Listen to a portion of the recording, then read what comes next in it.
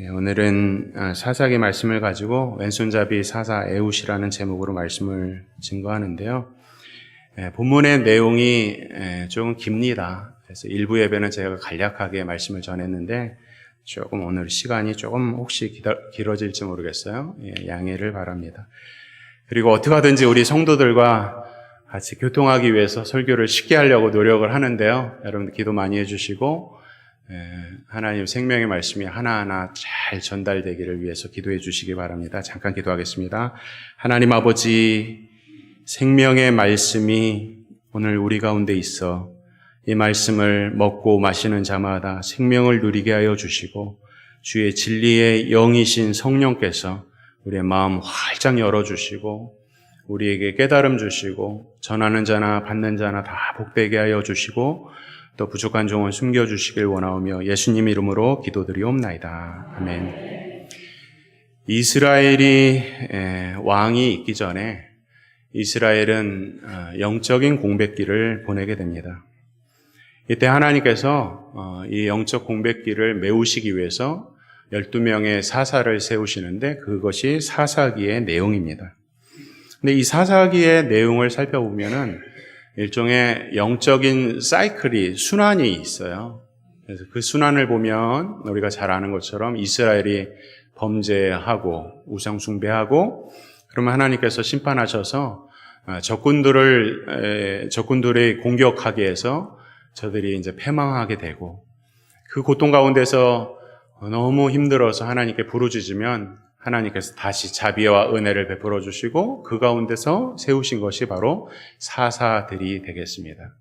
마치 이러한 영적인 순환은 사이클은 마치 우리의 삶을 그대로 연상시키죠.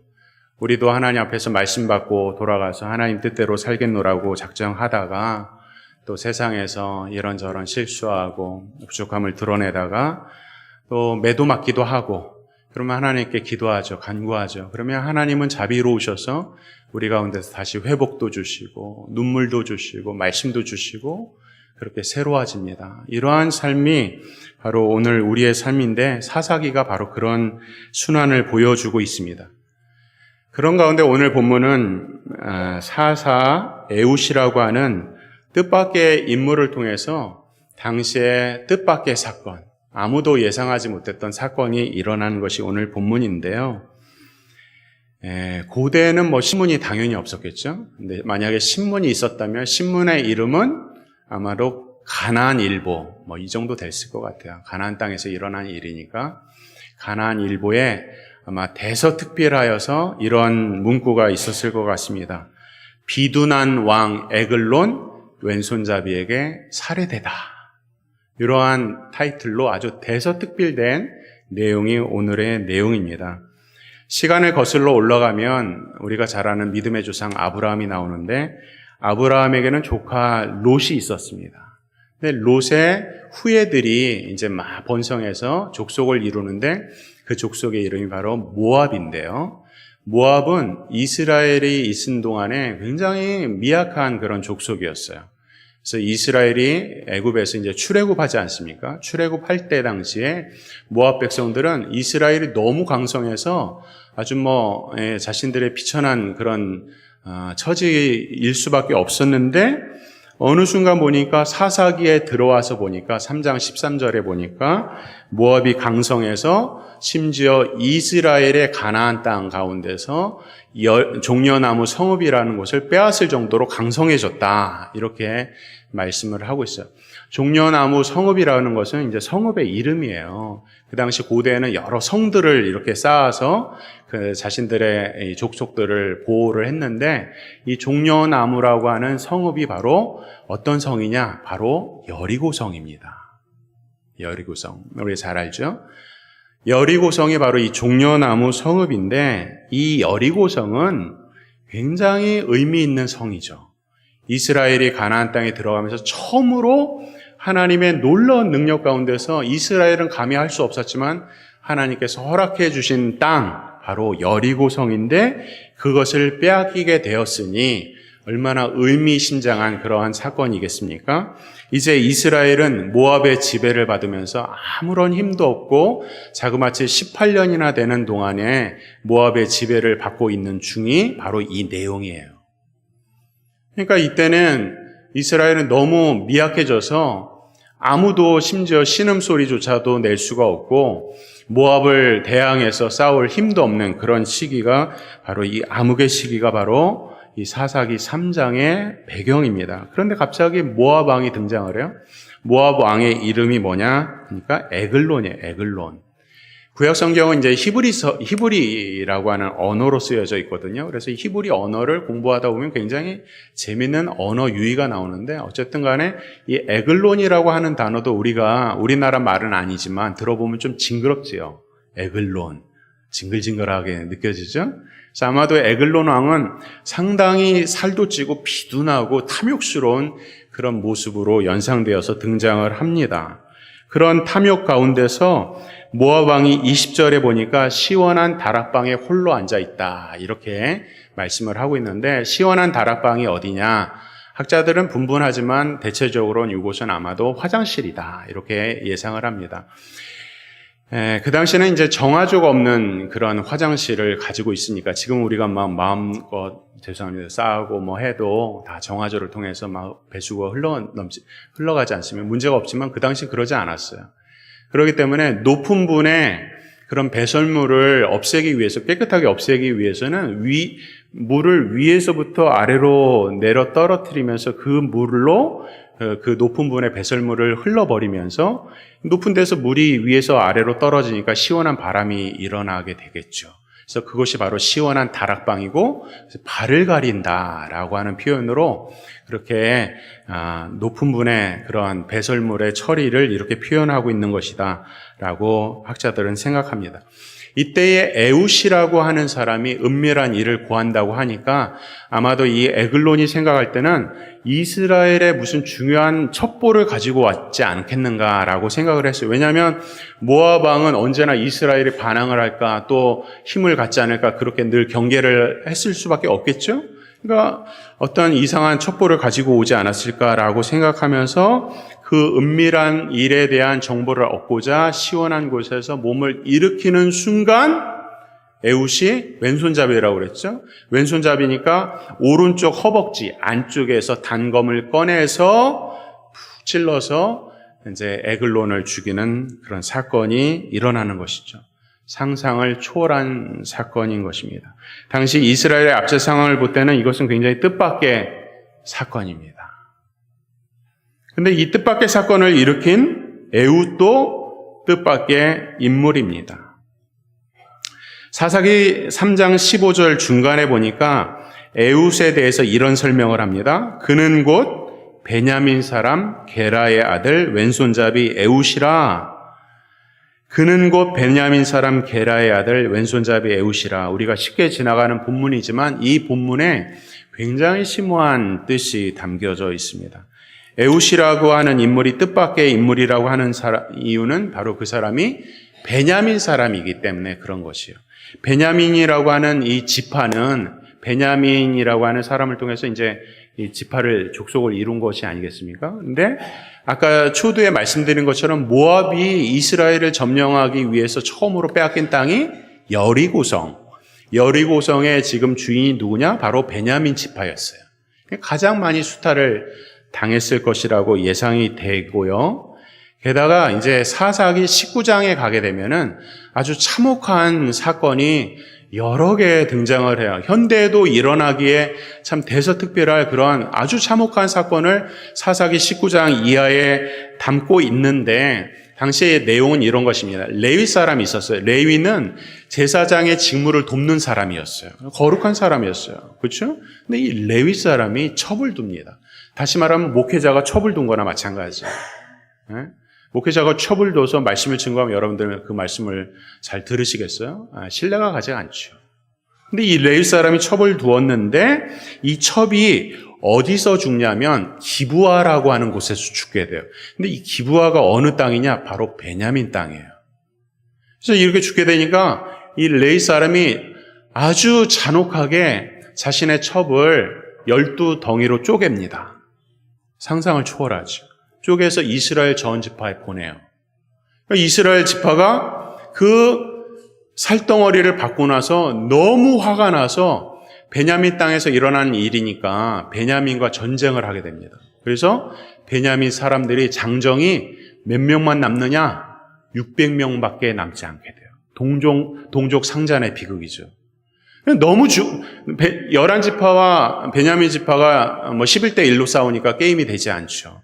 다 죽어갈 지경이 되니까 그때서야 11지파가 우리가 너무했다 하면서 전쟁을 멈추게 되는 사건이 바로 사사기 11장에 나오는데, 사사기 후반부를 왜 이야기하냐? 바로 사사기 17장부터 21장까지의 내용에 대해서 우리는 성경을 볼 때 시간적으로 이렇게 창세기, 출애굽기 하면서 사사기 1장, 2장 시간이 계속 흘러가는 것으로 보지만, 이것을 연구하는 연대를 공부하는 연대기 학자라는 사람들이 있어요.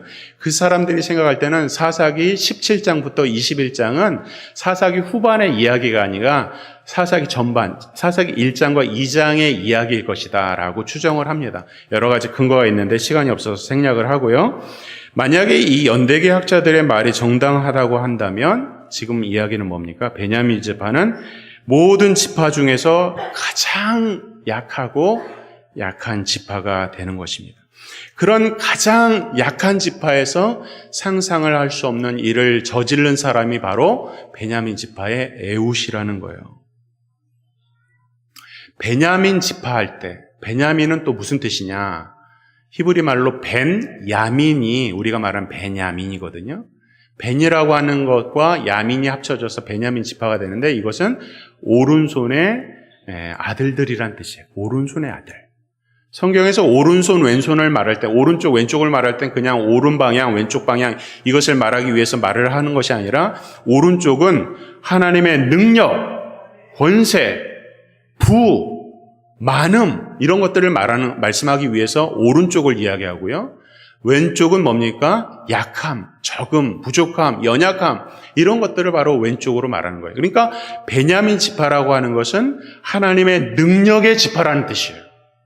근데 그 능력의 지파가 가장 쪼그라들고 그 중에서도 가장 배경적으로 약해져 있을 때에 그 지파 가운데서 오른손의 아들의 지파 가운데서 왼손잡이가 사용되고 있으니 이것이야말로 뜻밖의 일이 아니겠습니까? 그리고 여기서 왼손잡이라고 성경은 우리 한글 성경에는 표현해 있지만 이것을 이제 원어로 보면 이테르라는 단어를 사용하고 있는데 이테르라는 단어는 어떤 단어냐면 그냥 우리가 옛날에는 왼손으로 밥 먹으면은 손을 때리면서 복 나간다고 오른손으로 밥 먹으라고 이렇게 많이 혼나셨죠? 그렇게 그냥 왼손잡이를 말하는 것이 아니라 사고가 나든지 아니면 태어날 때부터 장애를 갖고 있다는 뜻이 바로 이테르라는 단어예요. 다시 말하면 왼손잡이라고 하는 것은 그저 오른손도 쓸 수 있는데 왼손을 쓰고 있는 왼손잡이를 말하는 것이 아니라 오른손을 쓸 수가 없는 거예요. 그러니까 에글론 앞에서 나아갈 때에 아마도 팔을 못 쓰고 아마도 다리도 쩔뚝거렸을지도 모르겠어요. 그런 사람이 첩보를 전한다고 하니까 저 연약한 사람이 약한 사람이 나에게 무슨 해코지를 하겠어? 그러니까 경비를 다 물리치고 나니까 오른쪽 안다리에서 단검을 뽑아서 에글론을 죽이는 사건이 바로 이런 사건이 일어난 것이죠. 이것이 전체 배경입니다. 여기서 우리는 하나님의 부르심의 원리를 생각합니다. 하나님의 부르심의 원리는 많고 강하고 잘나고 잘하는 것들을 사용하는 것이 아니라 하나님은 언제나 약하고 부족하고 적은 것들을 통해서 다시 말하면 성경에서 은유적으로 이야기하는 왼손잡이를 사용해서 하나님은 일을 하시는 것입니다. 고린도전서 한번 성경 찾겠습니다. 성경 하나 찾으시겠습니다. 제가 이제 말씀 전할 때는요, 성경 찾는 거는 이제 PPT로 안 띄우려고 그래요. 그래서 성경은 직접 우리가 손으로 찾았으면 좋겠어요. 찬송은 PPT로 봐도 좋은데 성경책 우리 권사님들 다 이렇게 갖고 오시는 것 같아요. 고린도전서 1장 26절에서 28절을 직접 우리가 찾아서 눈으로 보겠습니다. 고린도전서 1장 26절에서 28절을 보니까 이런 말씀이 있습니다. 형제들아 너희를 부르심을 보라. 육체를 따라 지혜로운 자가 많지 아니하며 능한 자가 많지 아니하며 문벌 좋은 자가 많지 아니하도다. 그러나 하나님께서 세상의 미련한 것들을 택하사 지혜 있는 자들을 부끄럽게 하려 하시고 세상의 약한 것들을 택하사 강한 것들을 부끄럽게 하려 하시며 하나님께서 세상의 천한 것들과 멸시받는 것들과 없는 것들을 택하사 있는 것들을 폐하려 하시나니. 아멘. 여러분들 이 말씀 어떻게 받으세요? 맨 뒤에 중간에 미련한 것을 택하사 지혜 있는 자를 부끄럽게 하시고 약한 것들을 택하사 강한 것들을 부끄럽게 하신다는 것은 저의 입장으로서는 처음에 이 말씀 받을 때 괜찮았어요. 그런데 그 뒤에 세상의 천한 것들과 멸시받는 것들과 없는 것들을 택하사 하나님께서 사용하신다. 이 말씀이 저는 과거 지금보다도 훨씬 더 젊었을 때 이 말씀을 받을 때 못마땅했어요. 그럼 나는 천한 것들이고 멸시받는 것들이고 뭐 구더기와 같은 인생이라고? 적어도 사람이 구더기보다 낫지 않아? 뭐 이런 생각을 가지면서 이 말씀을 받기가 너무 어려웠어요. 그래도 나 정도라면, 그래도 하나님께서 나에게 무엇인가 좀 다른 것이 있으니까, 그래도 뭐 열심히 봉사한다든지 누구보다 열심히 기도한다든지 뭐 이런 정도를 하나님께서 기뻐하셔서 나를 이렇게 사용하지 않을까? 그런 은연중에 그런 마음이 있었던 거예요. 그런데 그래서 하나님은 약한 것들을 사용하시는 거예요. 바로 그런 마음을 없애기 위해서, 저에게 가졌던 그런 마음을 없애기 위해서, 나 정도라면 나이기 때문에 라고 하는 마음을 없애기 위해서, 하나님 그 마음을 고치기 위해서 약함의 고통을 주셨다는 것을 깨달았어요. 그래서 그 이하의 말씀을 보면 고린도전서 1장 29절에 이는 아무 육체도 하나님 앞에서 자랑하지 못하게 하려 하심이라. 하나님은 하나님의 사랑하는 자녀들을 다루실 때 여러 방법 중에서 약함이라는 것을 통하여서 하나님의 자녀를 다루시는 거예요. 그렇게 함으로 인해서 하나님께 돌아오게 하는 거예요. 우리가 무엇인가 할 수 있고 능력 있고 내가 가진 것이 많고 내가 뭐든지 다 할 수 있다고 생각할 때는 사람은요 절대로 하나님을 인정하지 않습니다. 자기가 할 수 있다고 생각하기 때문에 구원도 자기가 만들겠다고 생각하는 것이 인생의 연약함이에요. 우리 민족 얘기를 하면 우리 민족이 세상에 많이 흩어져 있습니다. 아마 중국 사람 다음으로 세상에 많이 흩어진 것이 우리 민족일 것 같아요. 우리나라 인구가 줄어들면서 제3국가에서 오는 사람들 이민 정책을 바꿔서 잘 받아들여야겠다 이런 생각하면서 정책을 피는데, 저는 왜 우리나라 정부가 세상에 흩어진 코리안 디아스포라라고 그러거든요. 흩어진 사람들을 불러 모으는 일을 하지 않는가? 이것이 굉장히 의문스러워요. 왜냐하면 저는 외국에 오래 살았기 때문에. 전 세계에 흩어져 있는 코리안 디아스포라가 자그마치 750만입니다. 750만 광주 인구의 몇 배예요. 부산 인구의 몇 배고. 그런 사람들이 여러 이유로 흩어져 있어요. 어쨌든 간에 그들이 흩어진 역사를 보면 너무나도 참혹합니다. 우리 조상들의 흩어짐의 역사, 1900년대 초반에 1905년에 에네켄이라고 하는 멕시코의 사탕수수 농장으로 우리 조상들이 나갑니다. 그 당시는 아직 일제시대가 도래하지 않았잖아요. 그래서 그들은 예를 들면 정확한 금액은 생각 안 나지만 한 일당 한 20원 이렇게 받기로 하고 정말 너무 가난했기 때문에 외국으로 나간 거예요. 그래서 멕시코의 사탕수수 농장에서 일을 했습니다. 그런데 20원 주기로 했는데 3원도 안 주는 거예요. 그렇게 착취를 당했어요. 그렇게 몇 년을 착취를 당하다가 보니까 나라가 없어져 버린 거예요. 어떡합니까? 그래서 에네켄이라고 하는 지역으로 흩어진 멕시코 또는 하와이 그런 사탕수수 농장에서 일하던 우리 조상들을 그래서 애니깽이라고 불러요. 애니깽. 지금은 몇 대가 나왔죠. 그것만 그렇습니까? 1937년에 일제강점기 동안에 연해주라고 하는 곳에 정착한 우리 조상들은요, 중앙아시아의 강제 이주 정책을 당해버립니다. 1937년에 한겨울에 시베리아라고 하는 이 횡단 열차를 타고 가요. 얼마나 먼 거리인지 모릅니다. 그 횡단 열차를 타고 가면서 우리 조상들을 이 일본이 뿌렸습니다. 그냥 어디 역 정착해서 뿌려버렸어요. 아무것도 없었어요. 실화예요. 곡괭이도 없었고 먹을 것도 없어요. 대부분의 사람들이 강제 이주를 통해서 다 죽어갔어요.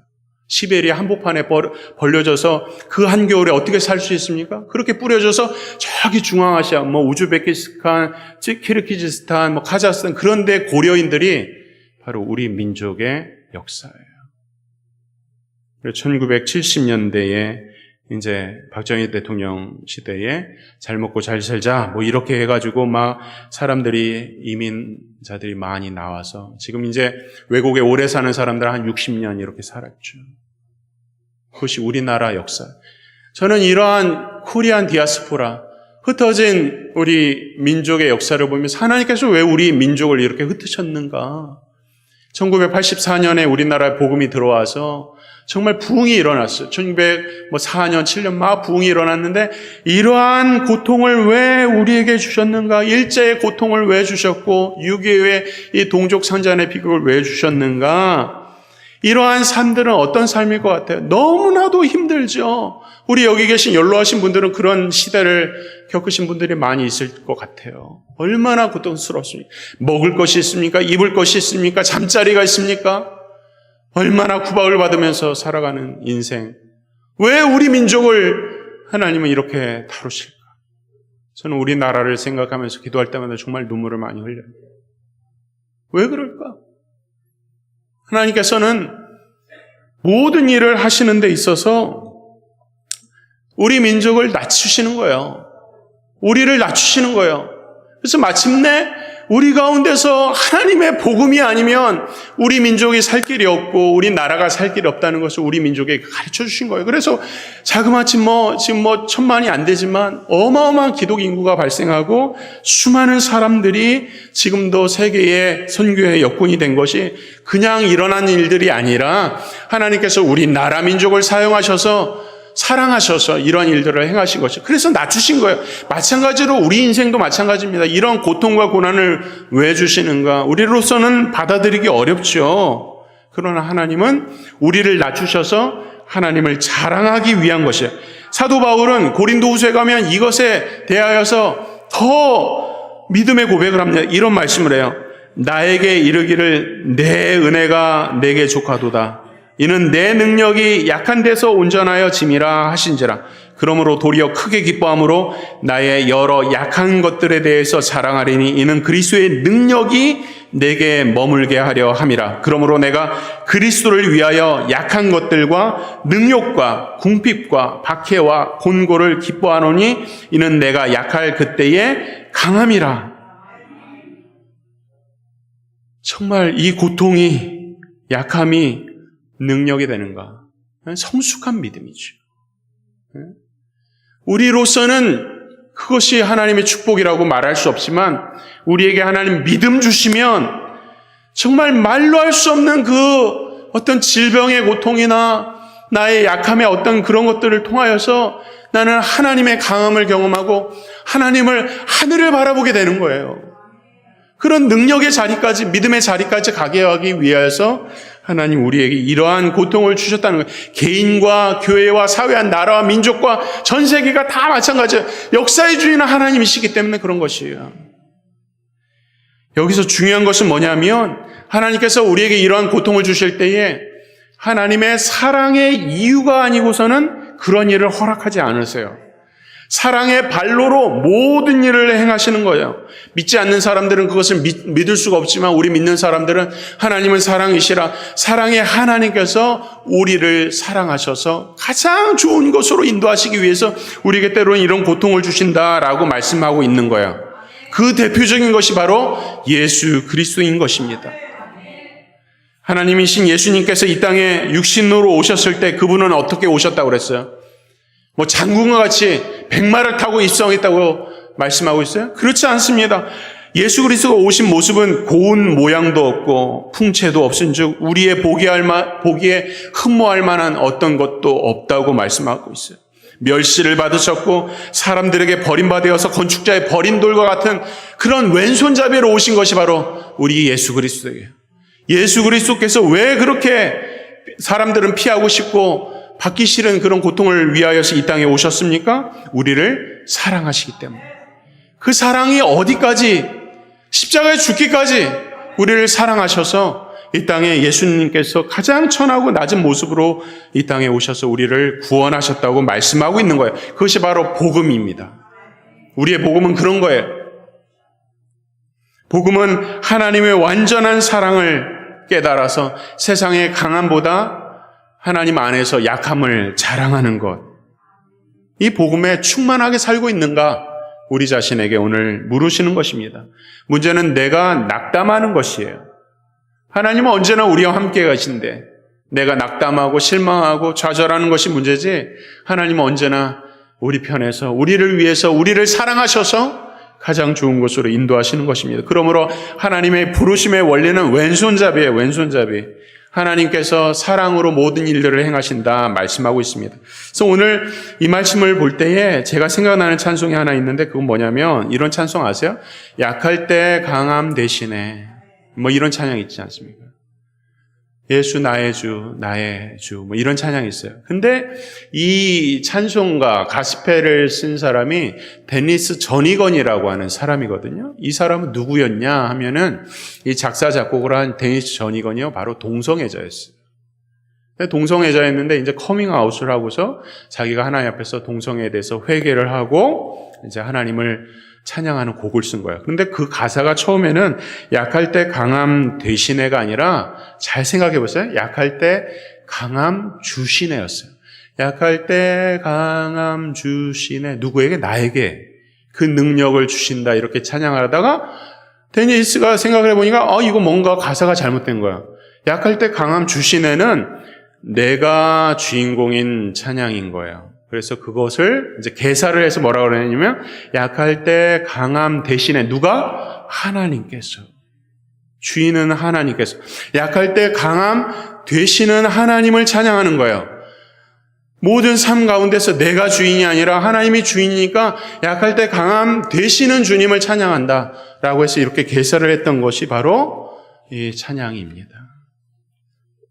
마지막 후반부에 가니까 우리는 궁극적으로 하나님의 위대한 승리를 보게 됩니다. 3장 하반부에 보면 에웃이 에글론을 죽이고 도망가서 나팔을 부니까 잠잠했던 이스라엘이 일시에 일어나는 거예요. 생각해 보세요. 잠잠했던 이스라엘 편에서는 그렇게 모압을 제압할 힘이 없었는데 에웃이 에글론을 죽이고 나서 도망가다가 나팔을 부니까 이스라엘이 때는 이때다 하면서 쫙 일어나는 거야.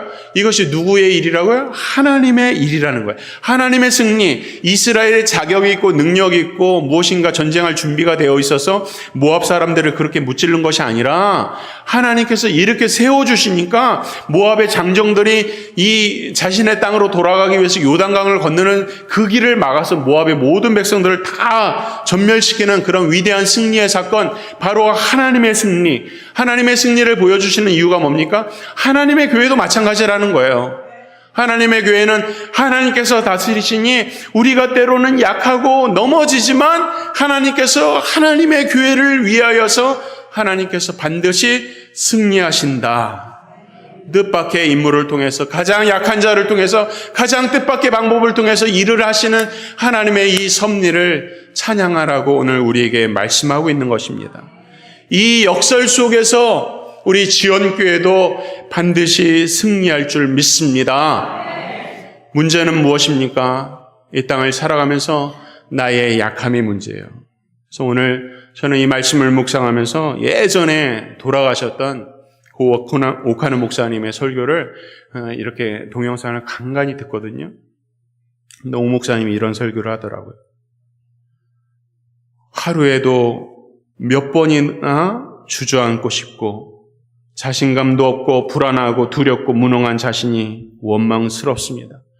결국은 우울증에 빠지는 비참한 일도 있습니다. 그러면서 이런 말을 합니다. 이럴 때 우리에게 필요한 것이 무엇입니까? 힘이요. 힘이란 말이에요. 그 힘이 필요한데 이 힘이 어떤 힘이냐?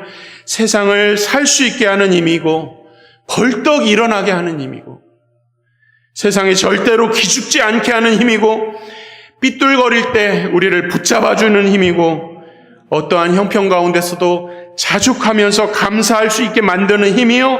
이 힘이 필요하다. 이 힘이 어디로부터 오는가? 나에게서 오는 것이 아니라 이 힘이 외부로부터 온다는 거예요. 하나님으로부터 온다는 거예요. 내 안에 없는 힘, 그 힘을 주님이 주신다는 거예요. 이 힘이 있어야 오늘도 말씀 가지고 사는 거예요. 말씀의 은혜를 받았으면 뭐합니까? 이 말씀을 가지고 살아야 되는데 그 힘이 필요한 거예요. 성령께서 우리 가운데 역사하셔서 그 힘을 주시도록 기도하시는 거예요. 저는 우리 교회 부임해서 새벽 예배를 보면서 깜짝 놀랐어요. 우리 권사님들이 보통 교회들을 보면요. 그 새벽 예배가 보통 11조예요. 11조. 100명 교회면 10명도 안 나오거든요. 근데 우리 권사님들 한 30여 분 나와서 기도를 하시는 것을 보면서 참 하나님의 교회를 우리 권사님들의 기도로 지키셨구나. 기도할 때 능력을 얻는 거예요. 여러분 이 말씀을 아무리 들어도요. 이것을 기도하지 않으면 능력이 나가지 않아요. 마음에 오늘 감동을 받았어요. 돌아가면 잊어버리는 것이 우리 인생이에요. 이 말씀 붙잡고 오늘 아침에도 새벽에도 저녁에도 여러분들 때가 날마다 할 수 있거든요. 무슨 말이냐. 능력 주시는 하나님 앞에 기도하는 거예요. 기도에는 다른 이유가 나갈 수가 없어요. 이 세상에서 승리하길 원해서 힘을 얻고 싶습니까? 기도해야 됩니다. 말씀 붙잡고 기도하는 거예요. 그러면 하나님께서 시시때때로 우리에게 가장 좋은 것으로 인도하시고 하나님께서 나에게 공급해 주셨구나. 힘을 주셨구나. 장애자 에웃을 들어서 하나님의 능력을 보여주신 하나님께서 왜 당신의 핏값으로 사신 교회를 위해서 하나님의 능력을 베풀어 주시지 않겠어요? 문제는 하나님 편에 있는 것이 아니라 문제는 우리 편에 있는 거예요. 말씀대로 살고자 안간힘을 쓰는 거예요. 내 옆에 있는 형제자매들 원수 같은 사람을 사랑하기 힘들죠. 지난주에도 말씀드렸어요.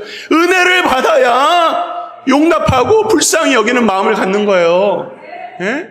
교회가 주 안에서 화목하고 어떻게 그것이 가능해요? 은혜를 받아야 되는 거예요. 그 은혜가 어떻게 해요? 말씀 붙잡고 기도하고 그러다 보면 어떻게 돼요? 옆에 있는 사람이 너무 미웠는데 어떤 마음을 주시냐면 불쌍하다 저 영혼. 불쌍한 마음 주시는 거예요.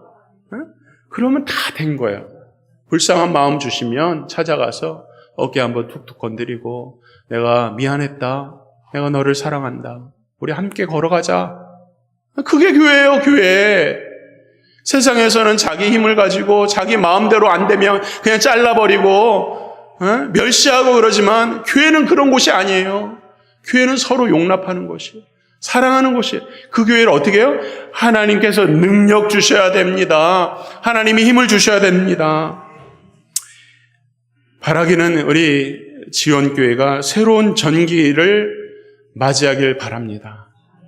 부족한 종이 부임해서 하나님의 말씀을 전할 때에 이 말씀 붙잡고 우리가 다 같이 함께 살아가서 새로운 전기를 써내려가기를 바랍니다. 결론입니다. 하나님은 어떤 분이신가? 하나님은 사사기 뒤에서 진정한 사사가 누구신지를 보여주시는 하나님이세요. 우리가 사사기를 보면 에웃이라고 하는 사사가 참 대단한 용기가 있었구나. 기도원 300용사 하면서 이런 사사가 있었구나 하면서 대단하다. 성경은 그것을 위해서 우리에게 사사기를 주시는 것이 아니라 그 못나고 부족하고 약한 자 가운데서 그 뒤에서 진정으로 일하시는 분은 하나님이다 라는 것을 보여주기 위해서 오늘 우리에게 사사기의 말씀을 주고 있는 것입니다. 우리의 삶에 혹 기근이 찾아왔습니까? 질병이 있습니까? 좌절했습니까? 탈락을 당했습니까? 사고를 당했습니까? 실패를 경험했습니까? 당신의 하나님의 통치의 도구로 사용하시는 그 왼손잡이를 사용하시길 기뻐하시는 하나님 앞에 우리가 믿음으로 가서 이 역설적인 방법을 통해서 일하시는 하나님을 경험하고 하나님을 증거하기를 바랍니다. 유대인의 미드라시라고 하는 이 구전이 있는데 여기에는 이런 내용이 나옵니다. 다윗 왕이 제 대장장이를 보내서 반지를 하나 만들라고 얘기를, 반지. 근데 그 반지에 들어갈 성구가 뭐냐, 내용이 뭐냐, 이길 때는 교만하지 않고 낙심할 때는 넘어지지 않는 문구를 써서 반지를 만들어 와라. 예? 대단한 명령이죠. 이길 때 교만하지 않고 낙심될 때 넘어지지 않는 문구를 만들라. 그러니까 이 대장장이가 어떤 문구를 만들었냐면 바로 그 유명한 이 또한 지나가리라. 이 또한 지나가리라. 내가 좋을 때 하나님을 더 높이고 교만하지 않고, 내가 나쁘고 슬플 때 이 또한 지나가리라. 우리의 삶이 다 그런 삶입니다. 이러한 믿음을 가지고 승리하는 우리 모든 성도들 되길 주의 이름으로 축원합니다.